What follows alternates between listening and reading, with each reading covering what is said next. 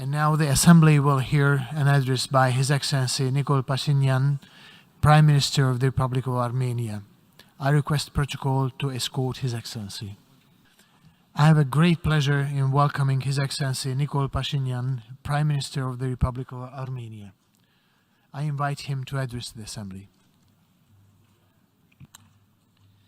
Mr. President, Excellencies, ladies and gentlemen, it is an honor to return to the General Assembly, though I wish I was here with a more positive message, given all the challenges and tribulations the world has been through in the past few years. But my statement will focus on the latest Azerbaijani unprovoked aggression against the sovereign territory of the Republic of Armenia and its overall impact on the stability in the South Caucasus. On September 13, Azerbaijan launched an unprovoked and unjustified military aggression against Armenia, using heavy artillery, multiple rocket launchers, and combat UAVs. The Azerbaijani armed forces shelled 36 residential areas and communities, including towns of Goris, Jermuk, Vardenis, Kapan, Geramasar, deep within the sovereign territory of Armenia. This was not a border clash. It was a direct, undeniable attack against the sovereignty and the territorial integrity of Armenia, which was condemned and addressed during the latest UN Security Council meetings and beyond. The Azerbaijani attack deliberately targeted civilian population and vital civilian infrastructures. Jermuk is one of the main health, tourism, and resort places of Armenia, and now, as a result of Azerbaijani aggression, all the hotels, resort and health centers of Jermuk are closed. All the residents of this town are displaced. Overall number of those temporarily displaced from Gegarkunik, Vayodzor, and Sunit regions of Armenia is more than 7,600 persons, mostly women and elderly people, among them 1,437 children and 99 persons with disabilities.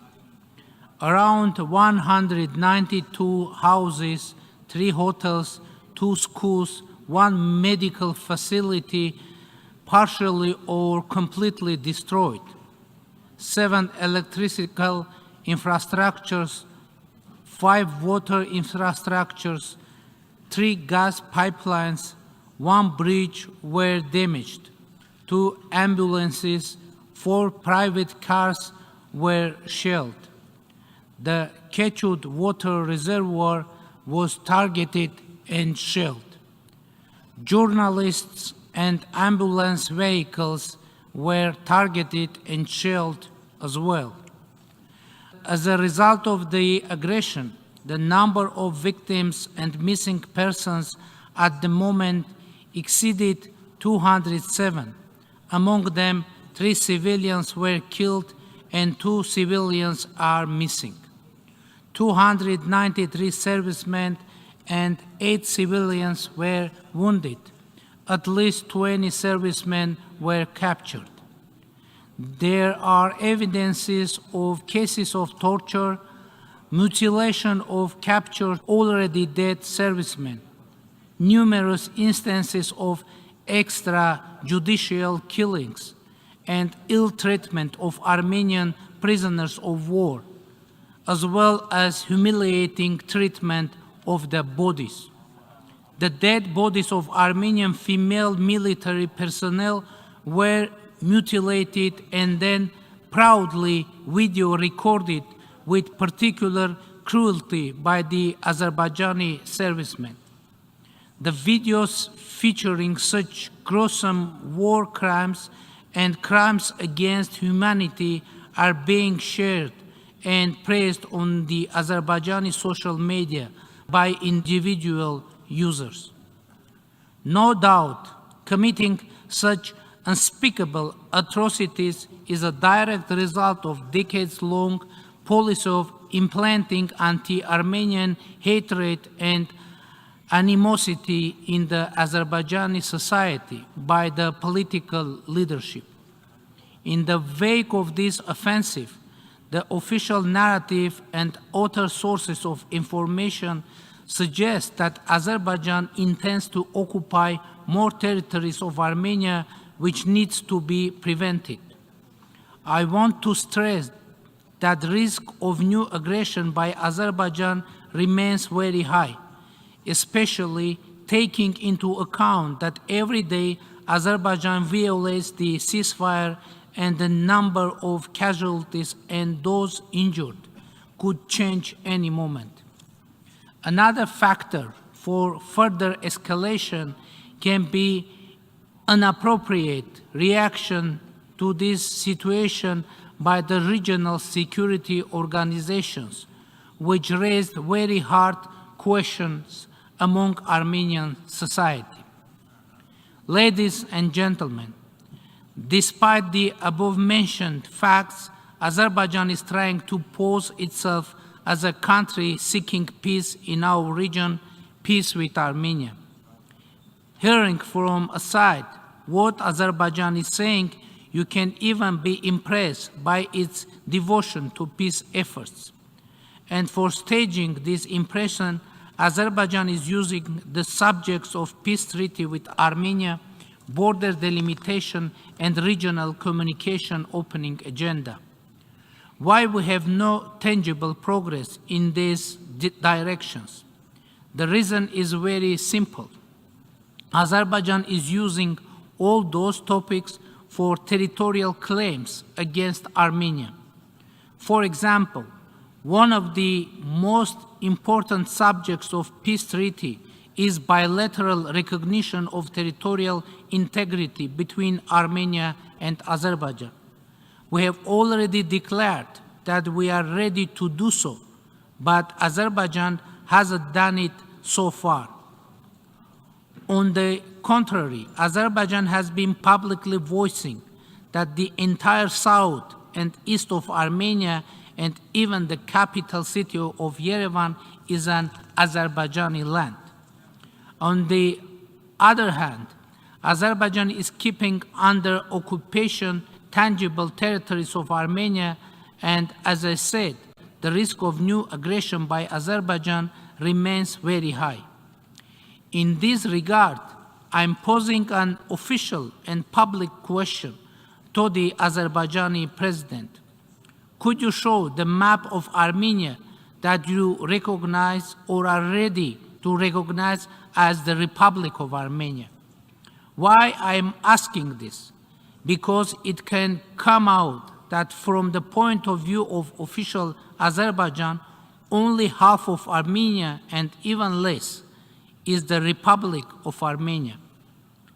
If Azerbaijan would recognize territorial integrity of Armenia, not theoretically but concretely, I mean the integrity of our internationally recognized territory of 29,800 square kilometers, it would mean that we can sign peace treaty by mutually recognizing each other's territorial integrity.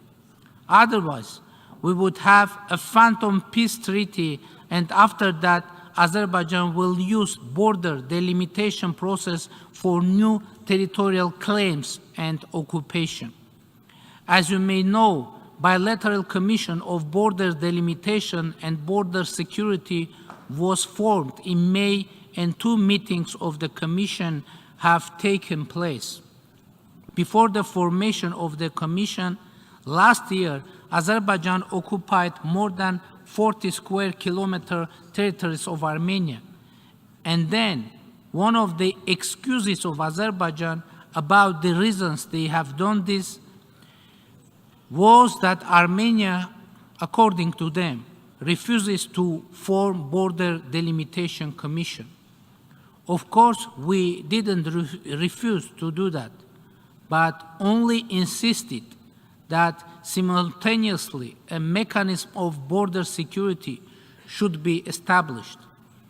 In the end, according to our international partners' request, who argued that the Border Commission work itself will be a reliable factor for border security, we agreed to start the work.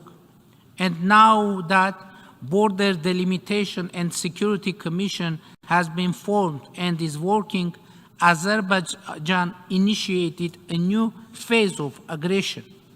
And some of those international partners are silent. But what is now the explanation for aggression of Azerbaijan? You know, if someone has excess of aggressiveness, the reason always will be there. As it is said in a movie, it is always possible to find the reason. For example, why they killed Prince Hamlet. Who killed, how, when, and why? It doesn't matter. The reality is that Azerbaijan is trying and will continue to use the delimitation process for territorial claims against Armenia. Another such a topic is the opening of regional transport communication links. Azerbaijan is trying to represent Armenia as a destructive side in this discussion. The reality is that Armenia is ready to open its roads for Azerbaijan in the framework of our national legislation.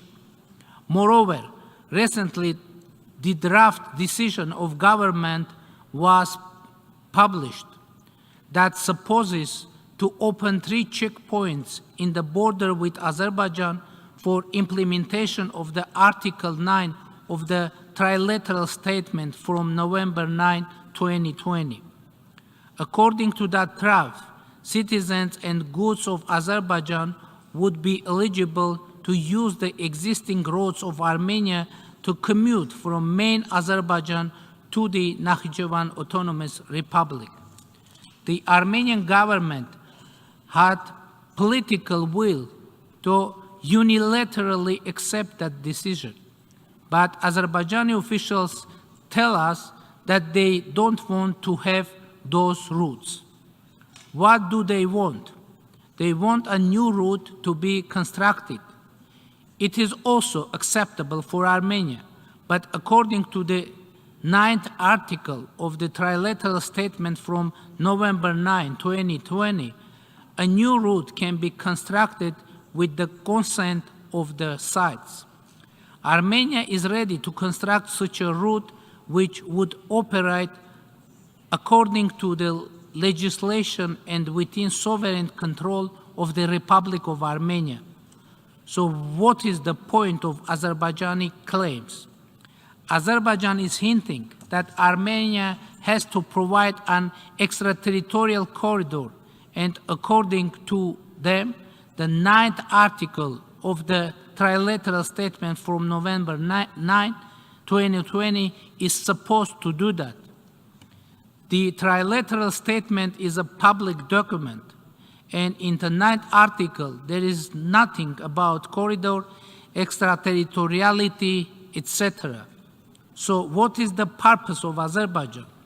To create a new crisis as a pretext for a new aggression against Armenia and for a new territorial claim.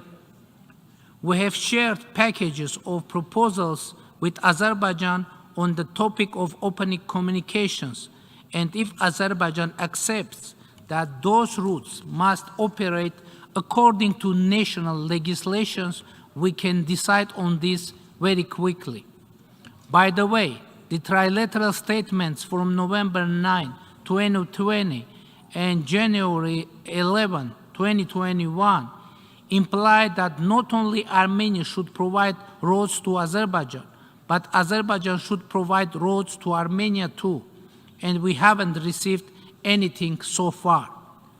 As for the corridor wording, it is very important to note that in the trilateral statement from November 9, only one corridor is mentioned, and it is the Lachin corridor for Nagorno-Karabakh.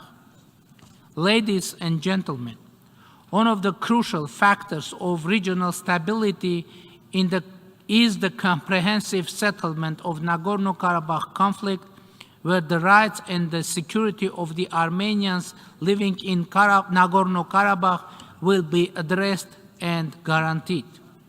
Latest aggression is happening while the humanitarian consequences of the 2020 war in Nagorno-Karabakh have not been addressed yet. The post-war rehabilitation of Nagorno-Karabakh, the psychosocial issues of the displaced population, the repatriation of Armenian prisoners of war, and the preservation of cultural and religious heritage remain on the agenda of our government. Nevertheless, the Armenians in Nagorno-Karabakh are in need of the support of international community. We call to support the secure and unhindered access of UN humanitarian agencies to Nagorno-Karabakh in order to assess the human rights situation and ensure protection of cultural heritage on the ground. We think that the Office of the UN High Commissioner for Refugees and the independent fact-finding mission of UNESCO should have access to the Nagorno-Karabakh conflict zone. Unfortunately, Azerbaijan has been blocking both missions by making artificial political preconditions, essentially blocking the access of an independent fact-finding mission in Nagorno-Karabakh. It is also reprehensible that Azerbaijan stalls the repatriation of Armenian prisoners of war, inter alia subjecting them to artificial trials in gross violation of international humanitarian law, its own commitments, and contrary to the calls of the international community. Mr. President, ladies and gentlemen, sustainable regional peace and stability is our objective. Last year, through democratic snap elections, our people strongly supported the peace agenda of the government and reconfirmed the commitment of Armenia to pursue the democratic path. It is very important to state that the target of Azerbaijani attacks isn't only the independence, sovereignty, and territorial integrity of Armenia, but democracy of Armenia too. Despite the expectation of some forces, Armenia stayed democratic after devastating war of 2020, using the tool of free, fair, and democratic elections as a way out from internal political crisis. International community unanimously recognized and praised this fact. The Armenian democracy is struggling in an atmosphere when Azerbaijan is using force every day to impose its plans unilaterally to bring to the end the Armenian statehood, independence, and democracy. But I'm here to announce that we are determined to defend our democracy, independence, sovereignty, and territorial integrity by all means. I want to underscore that diplomatic solutions are an absolute priority for us, and the full engagement and support of international community is crucial. In this regard, I would like to mention that the international observation mission to the Armenia-Azerbaijan bordering areas would be an important factor for regional stability. Undeniably, in the interests of regional stability and in accordance with norms and principles of international law, Azerbaijani military forces must be withdrawn from the sovereign territory of Republic of Armenia. Ladies and gentlemen, I want to stress again, we are determined to build peace in our region, but we need the full support of international community which will stand by the sovereign and democratic country and people subjected to aggression against the norms and principles of international law. I believe in the potential of establishing long-term stability, security, and peace, and Armenia is committed to continuing diplomatic efforts to this end. I thank you for your attention. On behalf of the Assembly, I wish to thank the Prime Minister of the Republic of Armenia for the statement just made, and I request protocol to escort His Excellency.